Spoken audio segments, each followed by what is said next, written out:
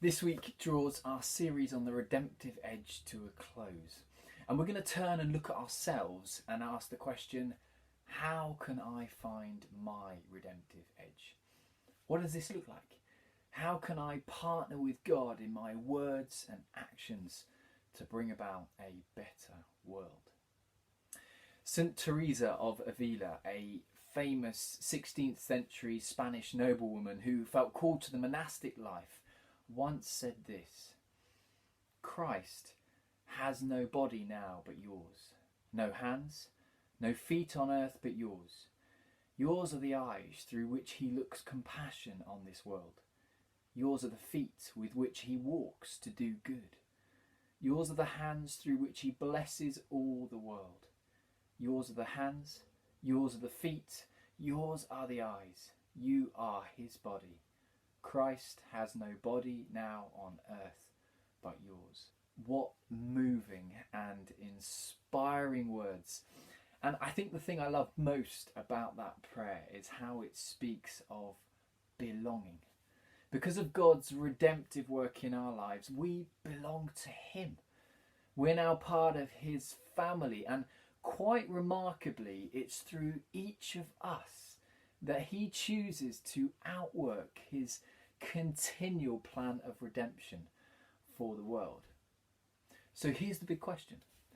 How can I find my redemptive edge? Well, I can't tell you what your redemptive edge is, but I can offer you some practical advice, some godly wisdom that's rooted in the Bible and will help you to live a good life, which over time and through the power of the Holy Spirit will help those around you to experience the redemptive power of God. So, are you up for that?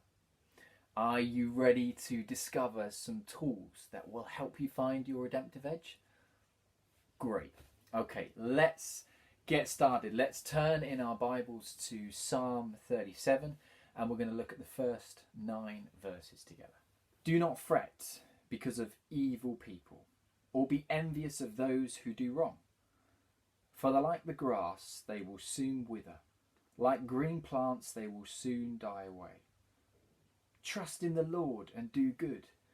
Dwell in the land and enjoy safe pasture.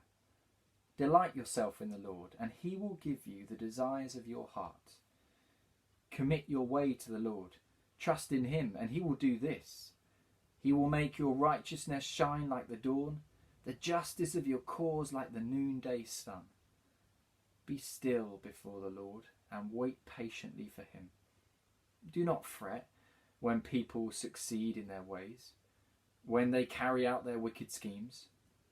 Refrain from anger and turn from wrath. Do not fret, it leads only to evil. For evil people will be cut off, but those who hope in the Lord will inherit the land.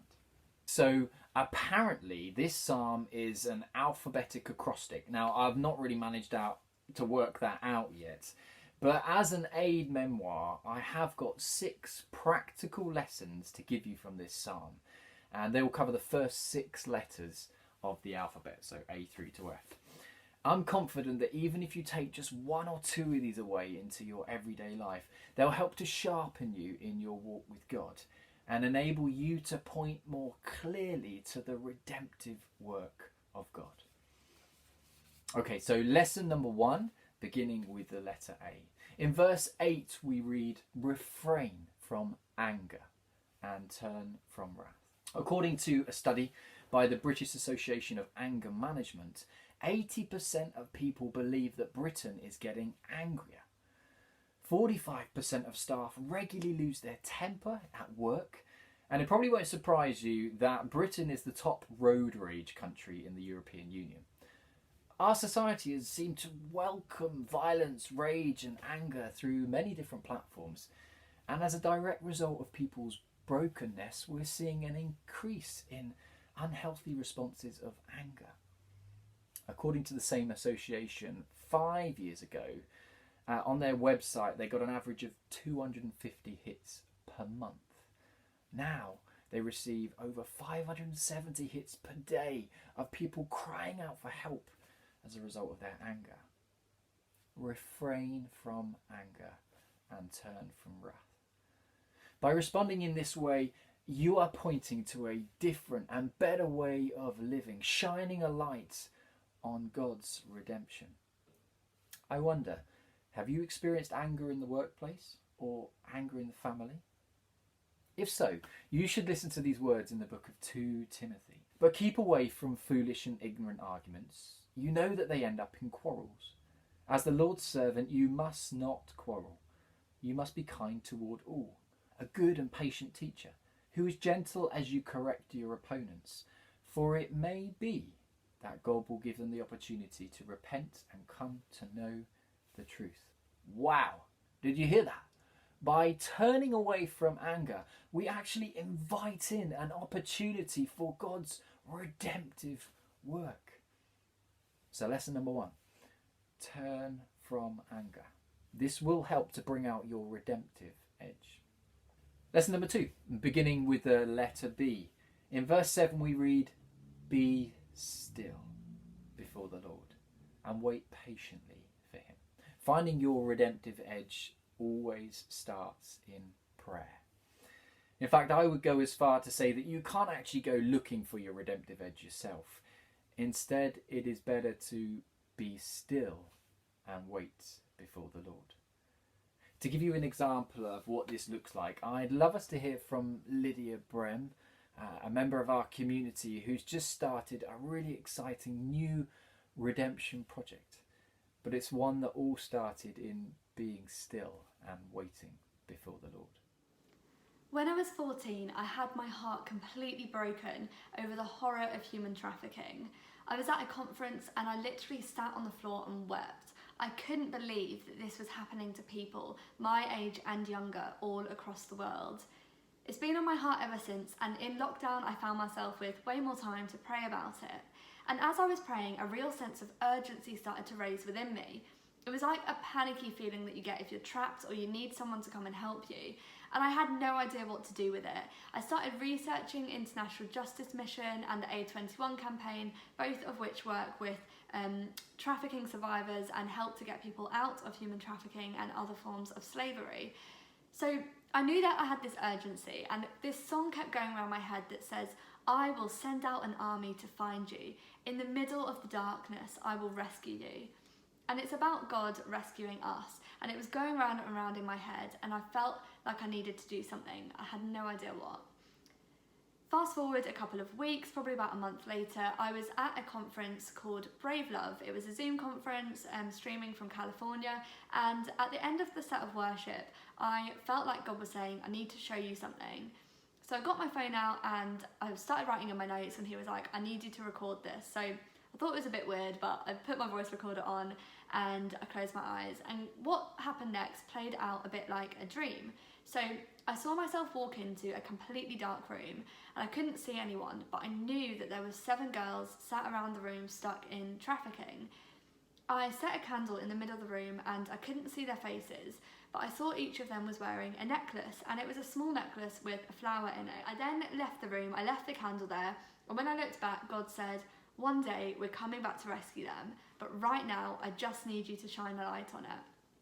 So I left the room, the vision ended, and the verse from Matthew that says, "Look at the wildflowers and how much more does your Father in heaven care for you," came to mind. And that was kind of where it ended for that day, and I spent the next week and a half praying about it and trying to figure out what God was saying. And this idea formed that I could make these necklaces and I could sell them and give 100% off the purchase price to International Justice Mission. It was less about raising money for them, which I obviously wanted to do, and more about raising awareness and saying, "I see you." And I thought that when someone wore one of these necklaces, they could look at the flower and think of the person that's trapped, that needs rescuing, and pray for them. So this was my vision behind it. I started making necklaces, I set up a website. Honestly, I had no idea what I was doing, and I still don't really know how I've managed to put it together with like a bit of YouTube and a couple of friends' advice. But it's formed, and within the first 24 hours, I'd sold out of the first batch. I've been absolutely blown away with the response. And I almost feel like I shouldn't have been. I should have known that when God gives you an idea, when God gives you a word, run with it. Like, he knows what he's doing. I should have just asked him the first time that I felt that urgency, what is it that you're doing? Show me, because he already knew the answer. So spend time with God, pray and wait and ask him what he wants to do, because he has the answers and he has such a cool adventure that you couldn't conjure up on your own. Wow, what an amazing story, Lydia. Thank you so much. It really helps us to see what is possible when we wait on God and we let him reveal to us what our redemptive edge might be. Lesson number 6. Stay with me. Beginning with the letter F. Verse 1 says, "Do not fret because of evil people."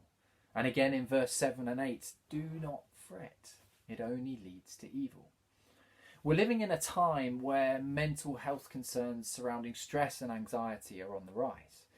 In 2018, one of the largest surveys of stress levels ever conducted in the UK found that 74% of people were so stressed that they felt overwhelmed and unable to cope. Furthermore, anxiety has been on the up during this pandemic too. And yet, we're repeatedly told in Psalm 37 and throughout the entire Bible, do not fret. The writer Rick Warren suggests that there are some 365 times in the Bible, so one for every day of the year, where God says, "Fear not," implying that he didn't want us to spend lots of time worrying. Now, I'm not trying to simply sweep away people's worries, fears and concerns, but I do believe how we respond to worry can be key to shining God's redemptive light into a world that is full of ever-increasing worry. And what's that response? Well, here's where we get back to lesson 3 and back on track, and beginning with the letter C. Look at verses 5 to 6. "Commit your ways to the Lord. Trust him and he will do this. He will make your righteousness shine like the dawn, the justice of your cause like the noonday sun." Commit your ways to the Lord. For me, this message has been somewhat of a mantra in my life. From a young age, I learnt a very similar verse in the book of Proverbs, Proverbs 3, that says, "Trust in the Lord with all your heart and lean not on your own understanding. In all your ways acknowledge him, and he shall direct your paths." Let me give you an example from my own life. When I began the work that I currently do for the Archbishop of York's Youth Trust, I was set the task of writing a leadership programme for children and young people. For the first year of the job, I would regularly drive into work feeling that I didn't have a clue how I was going to do the task, worrying that I wouldn't be good enough, worrying that I would be found out. But my response, most days, was to say, "Jesus, if this is what you've got planned for me, then you've got to seriously help me. I commit this to you. I acknowledge you. I need you to direct my paths because I'm not too sure what to do." Fast track forward nearly a decade, and over 100,000 children and young people have been engaged with that programme. As a result, have taken part in some incredible volunteering and social action projects.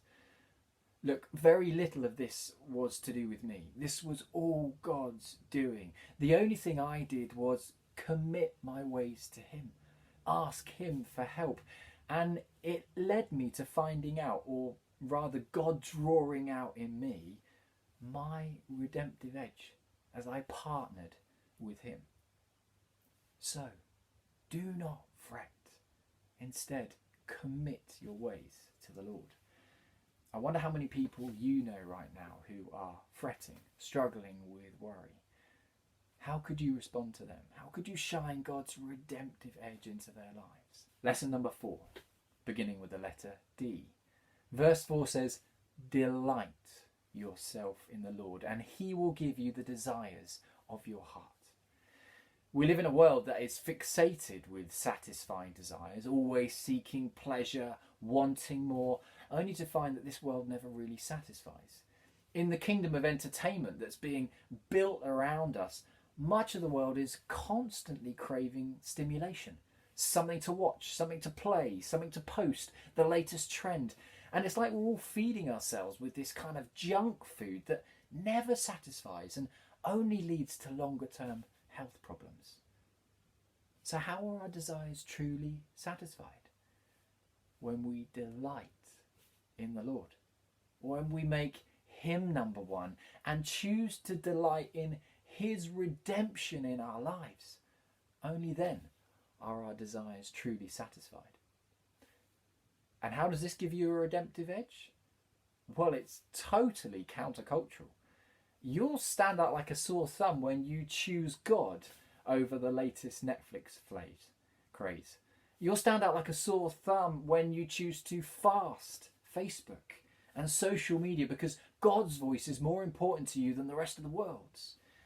You'll stand out like a sore thumb when you choose just 2 drinks on a night out because being in a fit state to help those around you is more important. Delight yourself in the Lord and he will give you the desires of your heart. Lesson number 5, beginning with the letter E. We're nearly there now.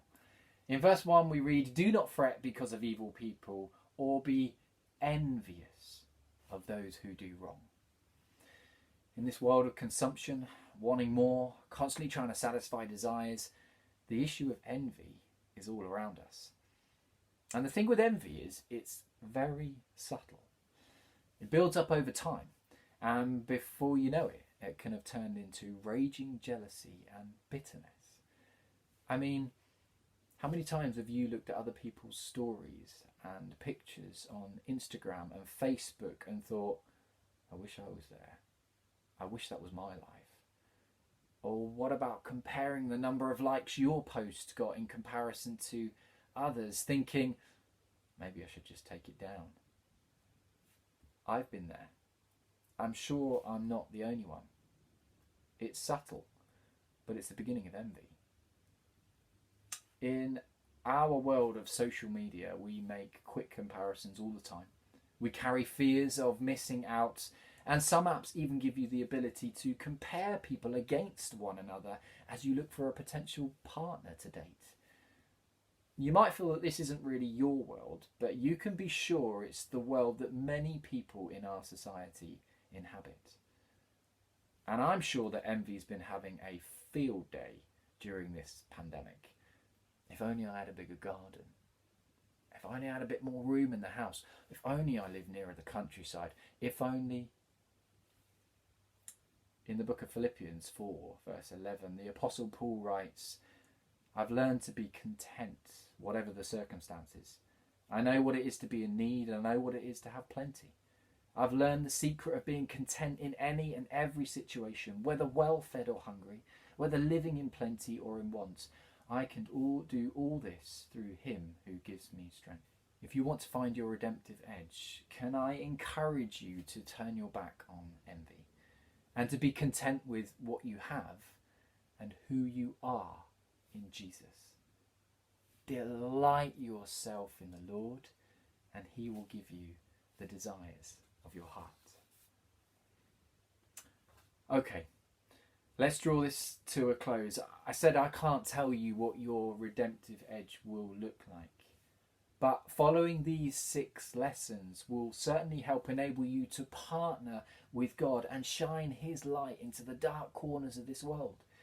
Be it a broken relationship and knowing just the right words to say. Be it a hostile work environment where you turn from anger and bring peace. Be it a wild party where you choose a different way, where you delight in the Lord and you are content to live a different way. In John 1, Jesus is described as the light of the world. It says his light shines in the darkness and the darkness has not overcome it. When we partner with God, we embody Jesus' calling. We join with him in shining God's redemption light into the dark corners of this world. As you choose to turn from anger and be still, as you rebuke worry and commit your ways to him, As you delight in him and choose contentment, you will be shining God's redemptive light into the lives of those around you.